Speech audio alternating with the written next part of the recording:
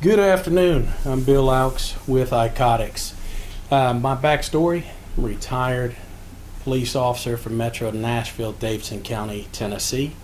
Out of my 16 years that I worked with Metro Nashville, Tennessee Police Department, I spent about 15 years working in an undercover capacity in drugs and gang platforms. I've worked everywhere from large-scale wiretaps into Mexican cartel distribution organizations all the way down to the end user.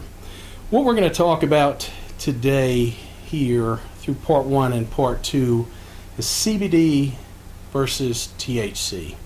CBD is something that's new, that's hit our realm, and it is derived from the cannabis sativa plant. When we're talking about CBD, I'm talking about cannabidiol.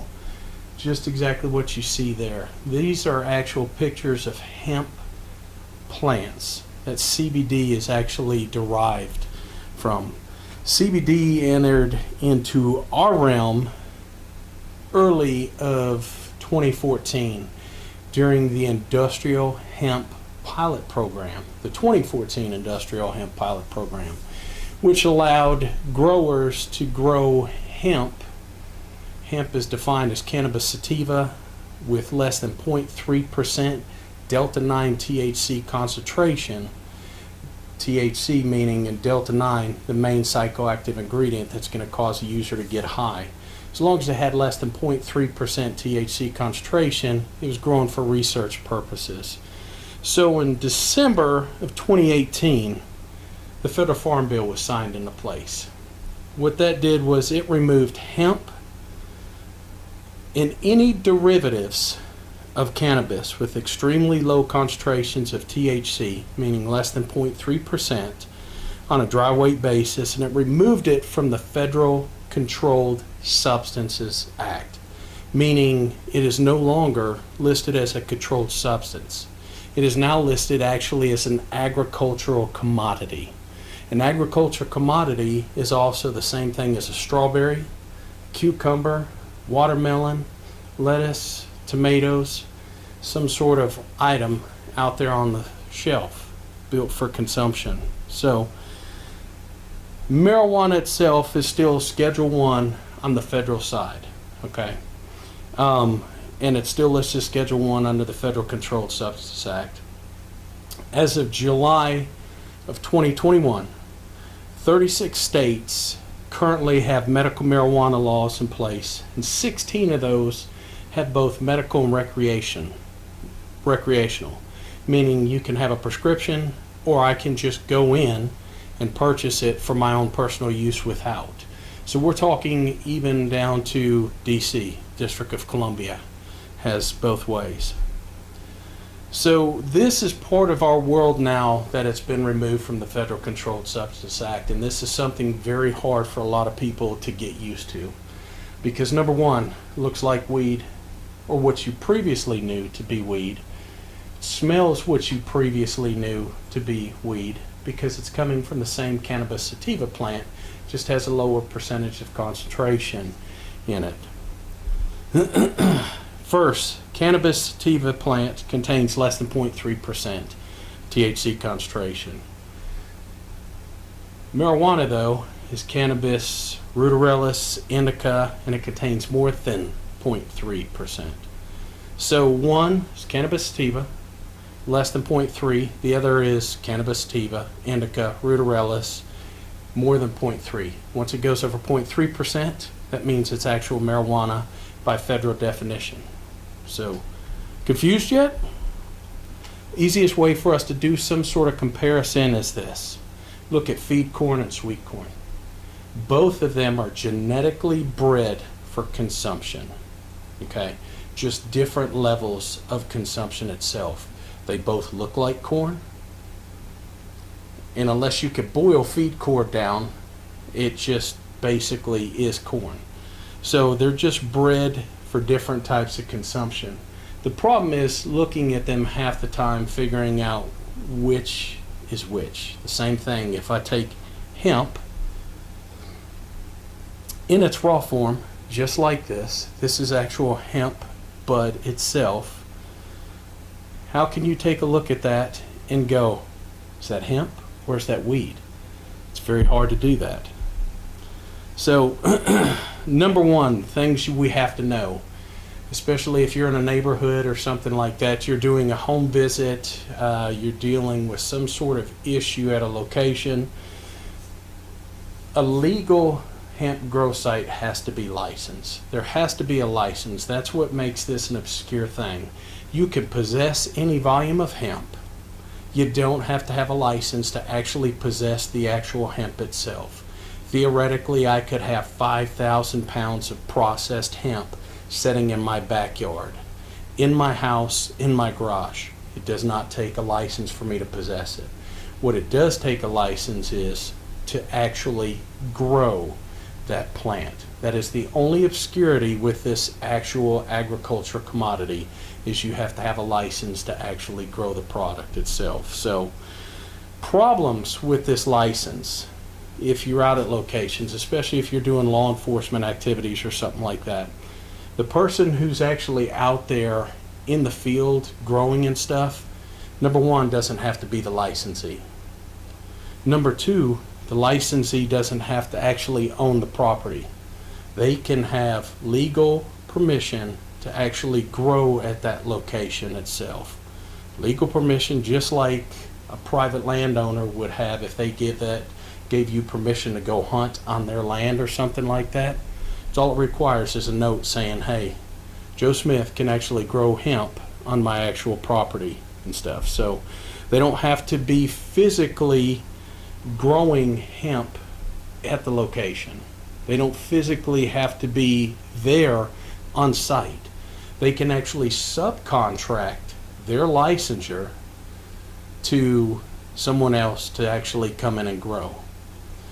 That makes it kind of obscure, especially when we're talking about the medical marijuana issues and stuff like that that we're coming into here in North Carolina and stuff like that. It becomes very obscure. So there's no requirement for the licensee, the farm hands, the managers, anybody to actually have a copy of the license itself out on the location. Okay, understand that. So you may actually physically show up at a location, say to do a home visit as a counselor. As you start to pull up, half a mile away you can smell this distinct, strong odor of what you previously knew to be marijuana. You pull up there and it looks like there are thousands of marijuana plants scattered all over the place in the field. Your first thought is, are you kidding me? What is this? What am I about to walk into? I have to complete this home visit. You walk up and knock on the door and start talking to them to complete your visit, and you start asking them, are you actually growing marijuana outside? And they look at you and go, no, it's hemp and stuff. Guess what? They don't have to have a license displayed anywhere that tells you that. If you think from a theft perspective, you don't want to advertise that also out there to let people know that you actually have this type of stuff growing on out there, because it looks like weed, smells like weed. So there are a lot of theft issues out there where guys and gals are going out ripping off a bunch of plants, hemp plants from fields, turning around and selling it in place just like it is marijuana. And guess what happens? It's a drug deal gone bad at that point in time. So understand that they don't have to have copies of licenses and stuff like that out there. So you need to know that if you're doing especially things like social work and stuff like that. One, this is a legal commodity. Two, it looks, again, just like what you previously knew to be trained on and have probably previously used as marijuana, okay? So, but it's a legal commodity. It has been removed from the Federal Controlled Substances Act. There's no requirement for that licensee to be on site at all. Grower does not have to be present. You may get to the location to do a home visit, whatever the case is, answer a call for service, make a delivery, be registering folks to vote, whatever the case is, and you may have some questions. I mean, a farmer more than likely, if they're a legal, legitimate business, will discuss some of this stuff with you. If you ask them things, hey, is this marijuana? They look and they go, oh, no, this is actually hemp. I'm growing this because we process this into CBD, or I sell it to the textile industries, or to be put into some sort of plastics or something like that. So visual recognition of some of this stuff is extremely confusing. Okay, again, it looks like what we previously knew to be weed and stuff, so you almost have to unlearn what you previously knew, because it is not unheard of for you to be at the house and say, open up a drawer and find your husband or your wife has a package of raw hemp cigarettes, CBD, some sort of cannabidiol product out there, CBN, CBG, some sort of hemp-derived product in the house. And it'll catch you off guard when it happens. So number one, you have to understand that it's a legal product. It's going to look just like what you previously knew to be marijuana. It's going to smell like it, but you just have to be able to recognize it. And it's hard just by actual looking at this. Between 1, 2, and 3, what would you actually guess is marijuana and which one is actually hemp? And I can tell you right now, all 3 of these are hemp. All 3 are hemp. Now, you saw this sitting in the floorboard of my car or in the center console of my vehicle. Your first assumption of that is that's a nug of weed. That is a bud. If you sat down in my car and you found that, I would expect you to look at me and go, what's going on here? I'm going to go ahead and step out of the car, because I don't need to be involved in this vehicle with you. Not if, but when a traffic stop occurs while you have this type of stuff in there. So here's the other obscurity with this. With packaging and stuff, guess what you don't have to have? It's this in its original packaging. So theoretically, I could be running down the road with a clear plastic baggie with this stuff sitting in it inside of my vehicle or something. Now, what is this CBD phenomenon? What am I constantly hearing out there? What is the latest, greatest thing out there? First of all, CBD is cannabidiol. It's the non-psychoactive cannabinoid compound that's derived from the hemp variety of the cannabis sativa L plant. It is essentially free of all the plant material, and it does not exceed that federally defined level of THC of 0.3%. And it is the second most commonly found cannabinoid in cannabis products behind THC. When I'm talking about THC, whether it's Delta 9 or THCA, which is the acidic molecule, either way, I'm talking about the main psychoactive ingredient that will actually cause a user to get high. So during the process of extracting hemp, the crude form usually looks like it's a sticky, somewhat thick like oil consistency. It ranges from like an amber to a golden color depending on the extraction process and stuff, and it'll be greenish brown if it's in lower type of form of purity. It'll smell just like the crop that it came from in its first extraction process. You're going to still smell what you know to be, or what you had previously known to be marijuana, along with the chemical type stuff in it. The cannabinoid content in the stage is going to sit around 55 to 75%, and it's going to have all the cannabinoids that are still present in the actual crop. And this is what it looks like in its first extraction process. So say this substance here. Let me be clear on this. Number one, if it is crude in this formulation and it has not been diluted, this type of substance should not be outside of the processing facility unless you have a processing facility at your actual house or something like that. That's at the point in time where you do a mix with this and particular carrier oils and stuff like that. So this is what it looks like after its first extraction process. It's a thick type, viscous type liquid and stuff. And CBD distillate comes from our second post-processing refinement. It comes through fractional distillation, and it removes the other non-cannabinoid compounds. It's usually a light gold in color. The cannabinoid content goes up to about 85% at that point in time, and it'll look like a crystallized type honey. And again, when you see this type of stuff, you'll see this more at processing facilities than you will anywhere else. You don't see this type of form sitting out on the actual shelf itself at about 90% of the stores. So then we've went from the plant that looks like weed, smells like weed. We've seen a crude type oil, then we've seen a crystal type honey type stuff, but now we have an isolate. And this is an ultimate refinement process. This basically means we have removed 99.9% of the plant's fatty materials, proteins, everything off of there, and we have the isolate form. And that isolate form can be easily confused with powder cocaine, powder meth, China white heroin, and there is zero legal reason for this stuff to be outside of a processing facility until it gets mixed in to an actual formulation. You should not be seeing this out on store shelves.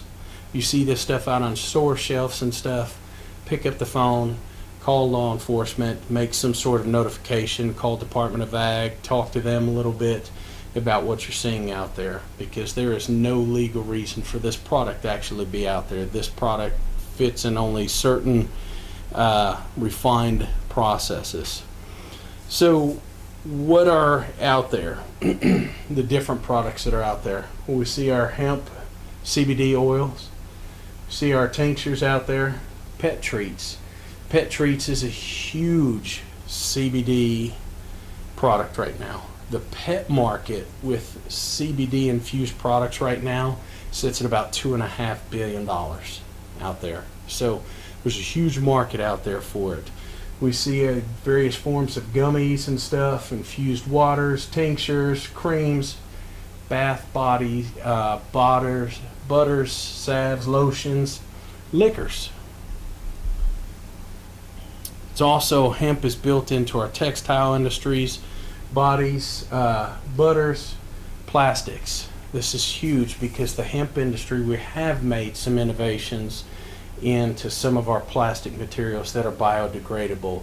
And from the time a container is empty and it sits out in like just a regular atmospheric environment, meaning outside, sitting say on the sidewalk or in a trash bag or something like that, exposed to the sun, exposed to the elements, from the time that the bottle is empty to the time that it basically will disintegrate itself is about 120 days.